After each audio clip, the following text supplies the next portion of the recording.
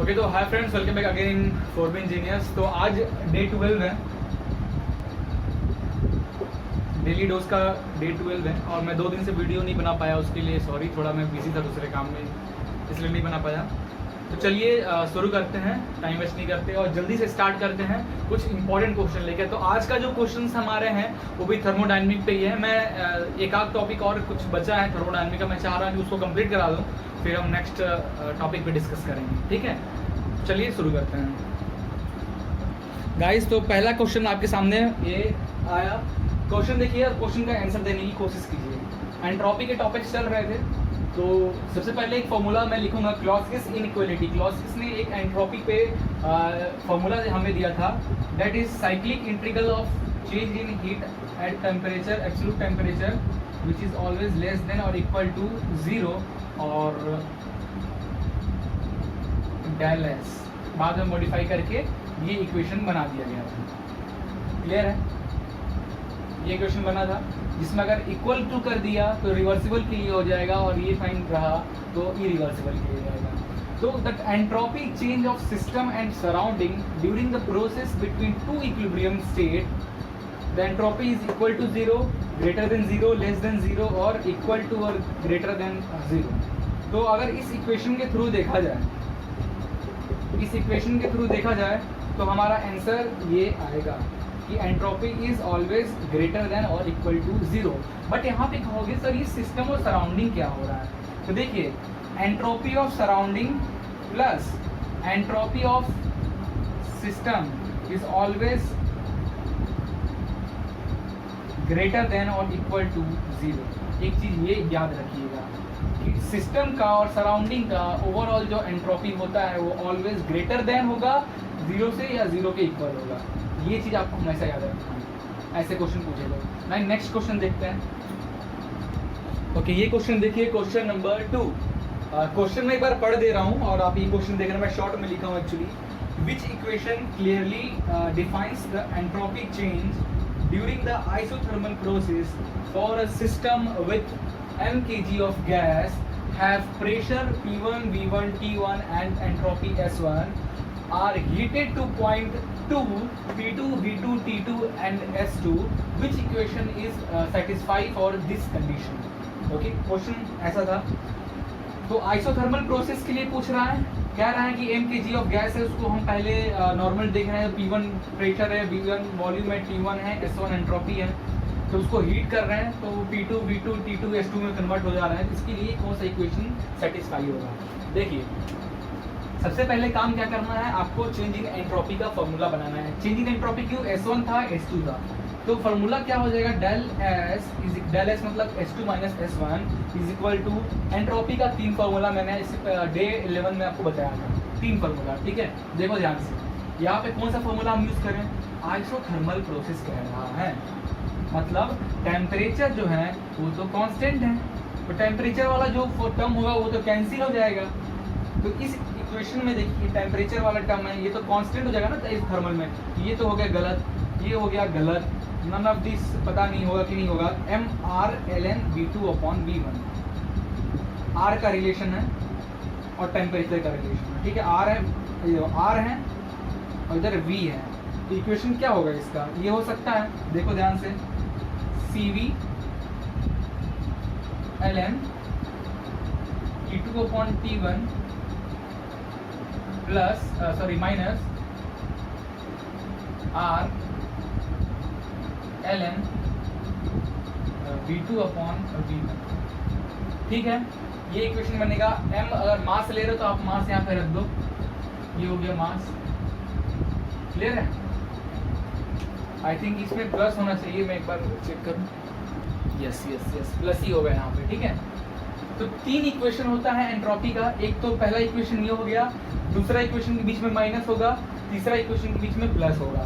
तो 2 प्लस वाले इक्वेशन होते हैं, एक माइनस वाला इक्वेशन होता है एंट्रोपी का। कैसे याद करना है, इससे पहले लेक्चर में मैंने आपको बताया है डे 10 में, तो आप डे 10 को देखना, उसमें मैंने तीनों याद करने का एक ट्रिक बताया है, ध्यान से देखना। तो मैंने इसको इसलिए गेस किया क्योंकि इसमें R है, तो अगर R है तो इधर वाला टर्म T2/T1 वाला होगा, और ये V है तो इधर वाला टर्म CV होगा। तो तो ये टेम्परेचर कांस्टेंट आइसोथर्मल होती है तो 0 हो जाएगा, बचेगा दिस। तो अब हमारा आंसर ये सही है, ठीक है, mRln_V2/V1, ये आंसर सही है। नेक्स्ट क्वेश्चन देखते हैं। ओके गाइस, क्वेश्चन 3 देखिए, ये गेट 2016 में पूछा गया था। गेट 2016 में ये क्वेश्चन पूछा गया था। इसके ऑप्शन है नंबर में, मैं ऑप्शन, क्योंकि नंबर हमारा आंसर जो आएगा वही आंसर है हमारा, ठीक है। ध्यान से देखना, water flows through a turbine, turbine से वाटर फ्लो कर रहा है, तो during flow of water friction के कारण टेम्परेचर क्या हो रहा है, वाटर का चेंज हो रहा है from 30 degree Celsius to 35 degree Celsius. Heat transfer जो हो रहा है टरबाइन में वो नहीं हो रहा है, तो अपन लिख सकते हैं कि जो डेल क्यू है वो तो हो जा रहा है 0, del Q is equal to 0। Temperature change हो रहा है, तो T1 था हमारा 30 डिग्री सेल्सियस और टेम्परेचर T2 राइज होने के बाद हो गया 35 डिग्री सेल्सियस, ठीक है।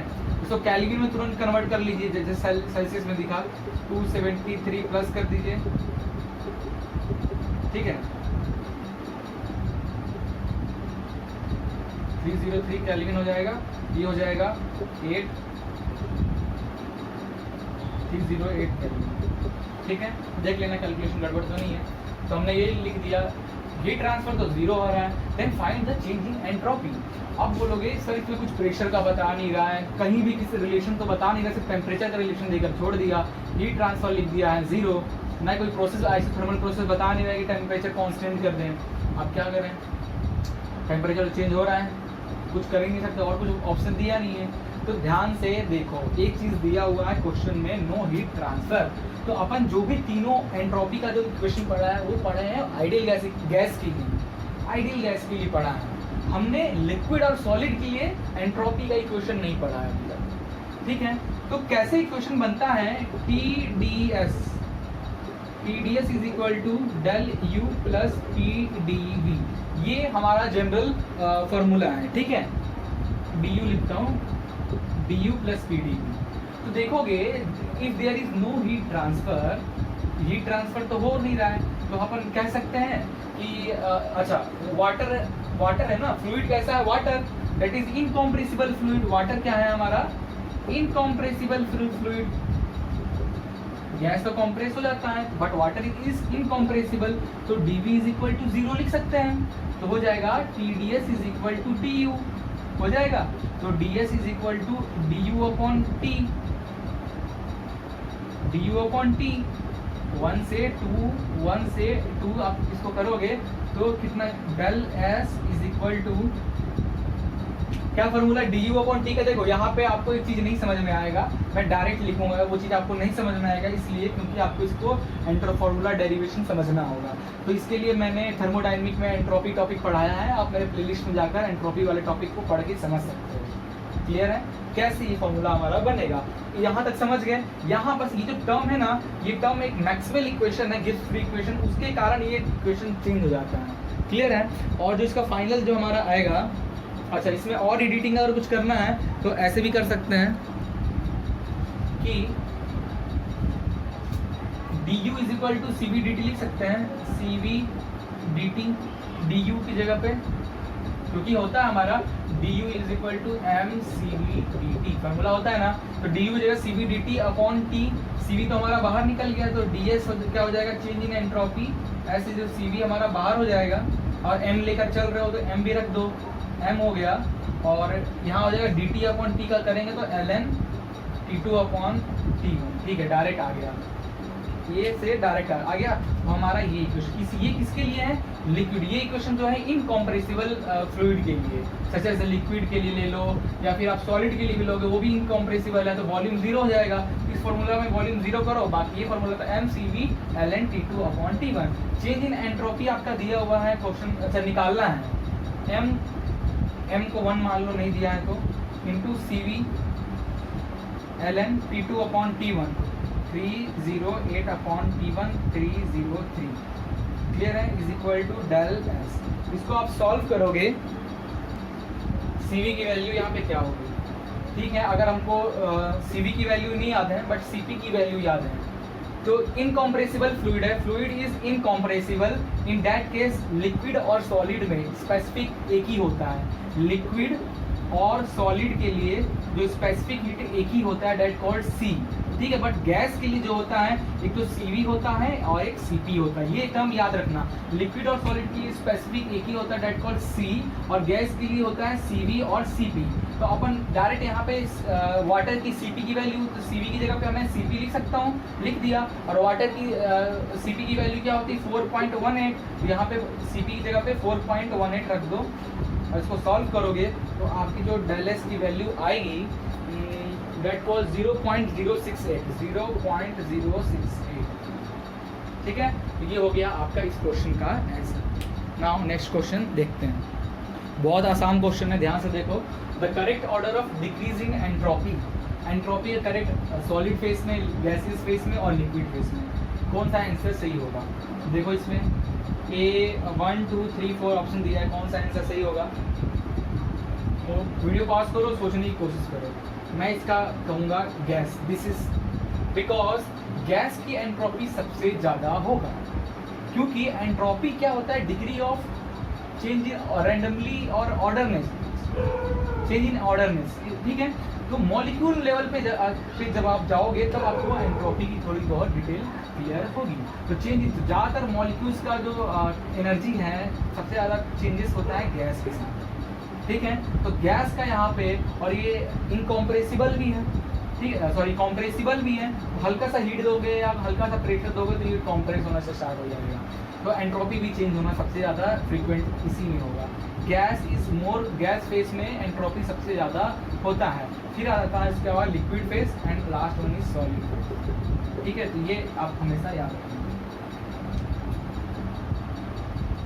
नाउ ये क्वेश्चन देखिए, SSC JEE 2017 का क्वेश्चन है। 2017 क्वेश्चन का degree of disorder when two gases are mixed. देखो जनरली क्या होता है यहाँ पे, डिग्री ऑफ डिसऑर्डरनेस बोल रहा है, क्लियर है। एंड जब दो गैसेस मिक्स हो रहे हैं तो आप अगर क्या करना, फॉर एग्जांपल एक कंटेनर लेना, ठीक है, उसके अंदर एक बैलून रखना, फ्री एक्सपेंशन से के एग्जांपल समझा रहा हूँ, और इस कंटेनर में कुछ अलग गैस है तो वो रैंडमली ऐसे ऐसे मूव हो रहा होगा, ठीक है। या फिर रेस्ट तो नहीं होगा, molecules air gas molecule rest पे तो नहीं होगा, रैंडमली एक डायरेक्शन में ऐसे मूव हो रहा होगा, या रैंडम डायरेक्शन कहा जाए या फिर डिसऑर्डर की तरह मूव हो रहा होगा। इस बैलून को अगर हम क्रैक कर दे तो इसके अंदर जो गैसेस हैं, ये गैस अलग है, ये गैस अलग, जब मिक्स होगा तो क्या होगा? डिग्री ऑफ डिसऑर्डरनेस बढ़ जाएगी। क्यों बढ़ जाएगी? पहले तो नॉर्मली फॉर एग्जांपल ये ऐसे ऐसे रोटेट हो रहा है, ठीक है, अंदर वाला गैस। जैसे बैलून फटेगा वहाँ पे तो जो दूसरा गैस है वो मॉलिक्यूल्स इसको आगे टकराएगा, हो सकता है अपोजिट डायरेक्शन में टकराए, हो सकता है रैंडमली जाकर टकराए। तो इसके जो ऑर्डरनेस है, जो ऑर्डर है, जिस ऑर्डर से ये मॉलिक्यूल्स रोटेट हो रहा है या घूम रहा है, या ऐसा कोई भी ऑर्डर हो सकता है, ऐसा ऑर्डर, जिगजैग ऑर्डर, कुछ भी, उस ऑर्डर को चेंज करेगा। तो जो डिग्री ऑफ डिसऑर्डरनेस होगा वो पहला जैसा एक पर्टिकुलर गैस का देखिए, उसके कंपेयर टू जब दो गैस को मिक्स करें तो डिग्री ऑफ डिसऑर्डरनेस ज़्यादा होगा, higher than that of individual gas, ठीक है। ओके, तो ये क्वेश्चन देखिए, what happens to entropy when close system undergoing an irreversible process. कोई क्लोज सिस्टम है और इरिवर्सिबल प्रोसेस हो रहा है, या फिर बोला, ठीक है, इसमें हीट दोगे तो एंट्रोपी बढ़ेगी, हीट रिजेक्ट होगा तो हीट दोगे एंट्रोपी बढ़ेगी सिस्टम को, हीट रिजेक्ट होगा तो एंट्रोपी घटेगी। और हीट कुछ भी नहीं कर रहे हो, आइसोलेटेड करके बस रखे हुए हो, in that case entropy will be constant. तो हम ये नहीं कह सकते हैं कि किसी कोई क्लोज सिस्टम है और वो कोई प्रोसेस, उसके साथ कुछ प्रोसेस हो रहे हैं तो वो तो उसकी एंट्रोपी इंक्रीज होगी, डिक्रीज होगी, क्या, अगर जब तक आपको बताया नहीं है कि वो प्रोसेस क्या हो रहा है, कि रिजेक्शन फोर्टेड प्रोसेस हो रहा है, हीट एडिशन हो रहा है, या कांस्टेंट है, बताया नहीं है, इन दैट केस तो एंट्रोपी आप कहोगे या तो वो इंक्रीज हो सकता है, डिक्रीज हो सकता है, और कांस्टेंट, बोथ, ये तीनों में से कुछ भी हो सकता है। तो fourth option is your right answer, ठीक है। चलिए ये क्वेश्चन बताइए, when system undergoes a process where cyclic integral of dq upon t is equal to 0 and entropy is greater than 0, then the process is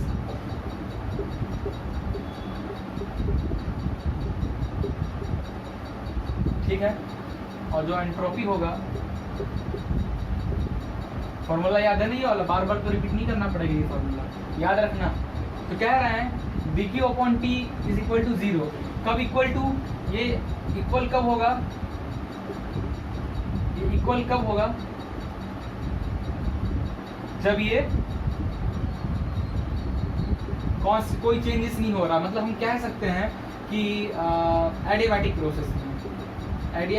process में S2 is equal to S1 होता है। हम इस day 11 में जो कुछ question कराया था वो क्वेश्चन इसी से रिलेटेड, एडियाबैटिक में एंट्रोपी कांस्टेंट हो जाता है, ये हो गया। और इफ ds ग्रेटर देन 0, इसका मतलब क्या होता है, इरिवर्सिबल प्रोसेस। ओके, एंट्रोपी ज़्यादा है 0 से, यहाँ पे एंट्रोपी इक्वल है, एंट्रोपी 0 से ज़्यादा है, ठीक है। ऐसा केस कब बनता है, तो आपको याद होगा हम रिवर्सिबल में कुछ प्रोसेस पढ़ रहे थे एंट्रोपी का, ठीक है। उसमें हम पढ़ रहे थे हीट ऐड करेंगे तो हमारा एंट्रोपी बढ़ेगा, हीट अगर कम होगा तो एंट्रोपी कम होगा, हीट कांस्टेंट कुछ नहीं हो रहा तो हीट कांस्टेंट, एंट्रोपी कांस्टेंट होगा। फिर इरिवर्सिबल में हमने पढ़ा था जब हम हीट ऐड करते हैं किसी प्रोसेस में, सॉरी हीट रिजेक्ट करते हैं किसी सिस्टम से या किसी क्लोज सिस्टम से, तो हमारा बहुत रेयर चांस होता है कि एंट्रोपी विल बी कांस्टेंट।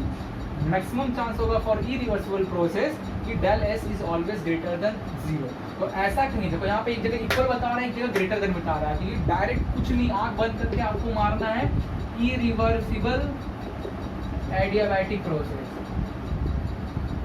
कौन सा प्रोसेस है, इरिवर्सिबल एडियाबैटिक। ये एडियाबैटिक हो गया और इरिवर्सिबल, और दोनों को मैच करोगे तो ये इरिवर्सिबल की तरह काम कर रहा है, इक्वली बता रहा है और ज़्यादा ही बता रहा है। तो ये कब, इरिवर्सिबल में हम एक ही क्वेश्चन पढ़े ही थे, ये आंख बंद करके आपको मारना है इरिवर्सिबल एडियाबैटिक। चलिए इस क्वेश्चन का आंसर दीजिए। Change in entropy during constant pressure, pressure constant हो रहा है, तो in that case what is the entropy. देखोगे यहाँ पे, इसके लिए तो आपको भाई देखो एंट्रोपी का जो 3 फार्मूला होता है, एक होता है CV और CP, ठीक है। यहाँ पे अगर आप ध्यान से देखोगे ये चारों इक्वेशन में अगर प्रेशर कांस्टेंट है तो ये वाला इक्वेशन होगा, ठीक है। मतलब CV ln P2 upon pressure constant. Okay okay okay okay okay, direct करते हैं ना अपन, तो दिमाग क्यों लगा रहे हैं, इक्वेशन तक क्यों जाना है। Change in entropy during constant pressure मतलब CP, और अगर ऐसा फॉर्मूला लिखा है और कहीं पे CP लिखा है, या तो देखो, या तो अब देखो भाई एक ही है कांस्टेंट प्रेशर पे, कांस्टेंट प्रेशर पे क्या है formula, CP ln T2 upon T1, ठीक है। इसका फॉर्मूला मैं बना के बताता हूँ, इस इक्वेशन का फॉर्मूला देखो, mCP ln T2 upon T1 minus mR ln P2 upon T1, ठीक है। ये फॉर्मूला है चेंज इन एंट्रोपी का बनेगा। तो प्रेशर विल बी कांस्टेंट, तो P2 अपॉन P2 इक्वल हो जाएगा, ये टर्म 0 हो जाएगा, बचेगा ये वाला टर्म। तो mCP ln T2 upon T1, ये डायरेक्ट हम इसको सही कर सकते हैं, और डायरेक्ट भी कर सकते थे यार। अब डायरेक्ट भी कांस्टेंट प्रेशर मतलब CP कुछ आ रहा होगा, CP के साथ क्या हो सकता है, अच्छा CP अगर लिखा है तो CP के साथ ये हो सकता है कि ln V2 अपॉन V1। अगर ऐसे देखते हैं, सॉल्व नहीं करते, ऐसे डायरेक्ट देखें, या तो CP के साथ होता है ln V2 अपॉन T1, ठीक है। तो V2 अपॉन V1 वाला तो कोई है ही नहीं, CP और V2 अपॉन V1 का कोई नहीं है, तो भाई ये वाला ऑप्शन है, तो ये सही हो जाएगा। अब इसके हेल्प से भी आप ऐसे क्वेश्चन को सॉल्व कर सकते थे, बट फॉर्मूला लिख के करोगे तो ज़्यादा अच्छा होगा। फॉर्मूला याद कर लेना जरूर। ओके, तो अब है 9th क्वेश्चन। क्वेश्चन ये देखो, चेंज इन एंट्रोपी क्वेश्चन में दिया है 0.08 किलो जूल पर केल्विन, ठीक है। ये क्वेश्चन में चेंज इन एंट्रोपी आपका दिया हुआ है, किसका, वाटर का। वाटर है, फ्लो हो रहा है टरबाइन से, ठीक है। तो फ्रिक्शन के कारण टेम्परेचर राइज हो रहा है 30 degree Celsius to 40 degree Celsius पे। तो फाइंड द इनिशियल टेम्परेचर, क्या होगा, ठीक है। चेंज इन एंट्रोपी दिया हुआ है, वाटर है, फ्लूइड जो है वो आपका वाटर है, टरबाइन में फ्रिक्शन के कारण टेम्परेचर राइज हो रहा है, तो पहले 3 डिग्री सेल्सियस था तो 40 डिग्री सेल्सियस थे, फाइंड द इनिशियल। तो फ्लूइड वाटर आ गया, ठीक है, तो डायरेक्ट किसी भी आइडल गैस के लिए 3 फार्मूला एंट्रोपी का आता है, बट लिक्विड के लिए या कोई भी लिक्विड है चाहे सॉलिड के लिए एंट्रोपी का एक ही फार्मूला आता है, that change in entropy is equal to C ln T2/T1, where C हमने इसे लिखा है क्योंकि लिक्विड के लिए और सॉलिड के लिए स्पेसिफिक सिर्फ C होता है, ठीक है। गैस के केस में हमारे 2 स्पेसिफिक हीट होते हैं, एक CV और एक CP। ये बार बार मैं बता रहा हूँ, ये से क्वेश्चन बन जाते हैं कभी कभी, ठीक है। तो देखो चेंज इन एंट्रोपी दिया हुआ है 0.08, तो 0.08 is equal to CP, C की जगह पे मैं CP भी लिख सकता हूँ, CP फॉर वाटर क्या हो जाएगा 4.18 ln T2 दिया हुआ है ना 40 डिग्री सेल्सियस, इसमें 273 तुरंत प्लस करके कैलोरी में चेंज कर दो,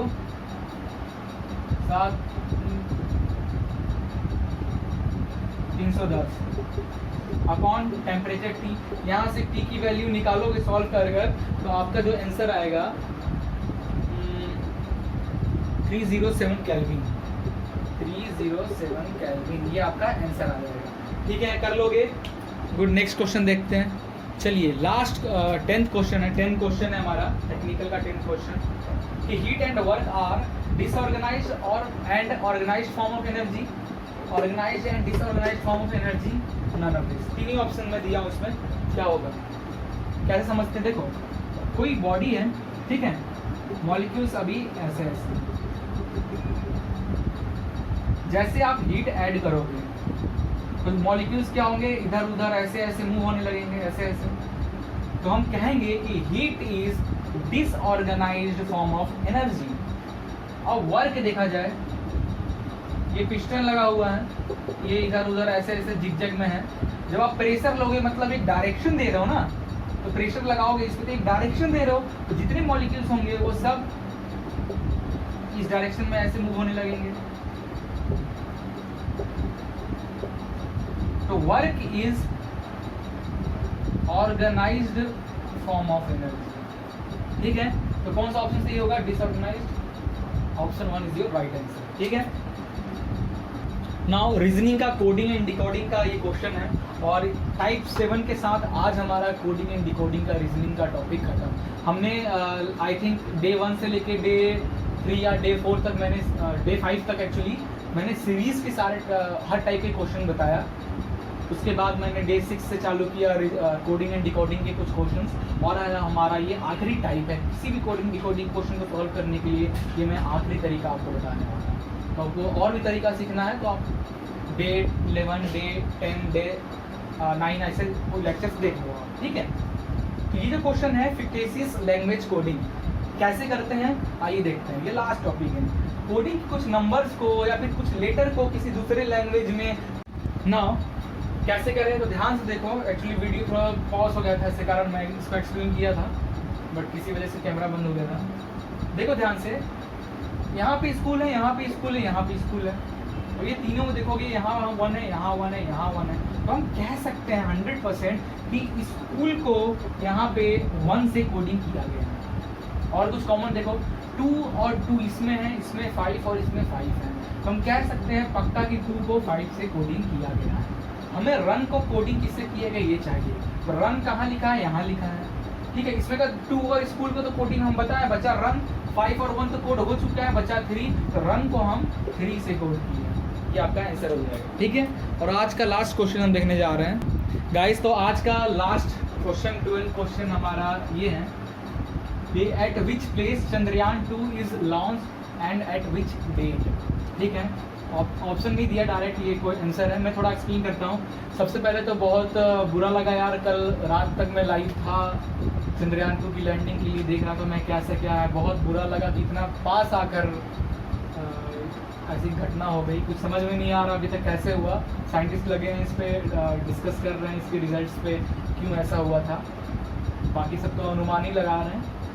वैसे बहुत बुरा हुआ यार, इतना मेहनत करके बनाया गया था, फिर भी जाके इतना दिक्कत आ गया, तो कुछ हो सकता है। चलिए देखते हैं, गॉड से विश करेंगे कुछ अच्छा रिजल्ट ही मिले हमें। फिलहाल एक क्वेश्चन और जीके का इससे बन सकता है, जो कनेक्शन लॉस्ट हुआ था वो कब कहा जा रहा अभी 2.1 किलोमीटर तक जब बचा था उतरने का, एट दैट टाइम पे कनेक्शन हमारा लॉस्ट हो गया था, फुल्ली लॉस्ट हो गया था, कनेक्शन फुल्ली लॉस्ट। इससे पहले भी एक बार कनेक्शन लॉस्ट हुआ था, बट वो कुछ देर बाद वो आ गया था। बट एट 2.1 किलोमीटर जब बचा था हमारा लैंड स्पेस, लूनार स्पेस से, तब हमारा ये हो गया, कनेक्शन टोटली लॉस्ट हो गया था। ये क्वेश्चन बन सकता है, आप ध्यान में रखना। तो चंद्रयान 2 लॉन्च कहाँ से हुआ था? तो आंध्र प्रदेश स्टेट, उसके आंध्र प्रदेश स्टेट में एक प्लेस है श्रीहरिकोटा, वहाँ का जो स्पेस सेंटर है, that Satish Dhawan space centre, वहाँ से लॉन्च हुआ था। आंध्र प्रदेश में लॉन्च हुआ था, ये तो ठीक है। श्रीहरिकोटा जो उसका एक प्लेस है आंध्र प्रदेश में, उसके सतीश धवन स्पेस सेंटर से लॉन्च हुआ था 22 जुलाई को, ठीक है। तो जो इसरो है, इसरो का जो चेयरमैन है उनके बारे में भी जान लें। कौन है इसरो के चेयरमैन? के सिवान। हेडक्वार्टर कहाँ है इसरो का? बेंगलोर, ठीक है। ये 2-4 टर्म्स हैं, इसको आप याद रखना है। तो चलिए फिर नेक्स्ट लेक्चर में डे 12 है, डे 13 में हम फिर कुछ नए टॉपिक्स के साथ मिलते हैं। तो वीडियो पसंद आ रहा है हमारा तो प्लीज़ लाइक करें, सब्सक्राइब करें और अपने फ्रेंड्स के साथ जरूर शेयर करें। Thank you.